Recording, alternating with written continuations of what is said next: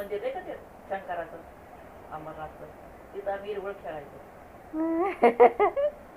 तिथं पाणी असायचं, नदी नदी असायची, नदीवर आंघोळ्या करायच्या, उड्या मारायच्या, देवाच्या पाया पडायचं, ते नारळ खायचे, तिथं दिवसभर राहायचं. 2 कुंड्या होत्या तिथं, एक गरम पाण्याची, एक कुंड्या पहिल्या कुंड्या होत्या. आपाप निघायचं काय पाणी? पाणी गरम पाणी, एक थंड पाण्यात आपाप होतं कसं होतं, पण अशा 2 लाईनीने होत्या कुंड्या.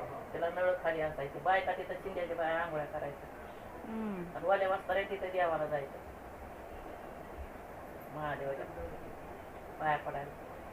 धरून यायच्या, तिथं आंघोळ्या करायच्या वाल्या वाजताने, आणि जायचं ते मंदिरात पाया पडायला. कुणी तसं तरी कुणीच हात पाय धुवायचे जायचं, पण म्हाताऱ्या बाया गरम पाणी असायचं तिथं. आता काय पाहिजे पहिलं नाही चांगलं.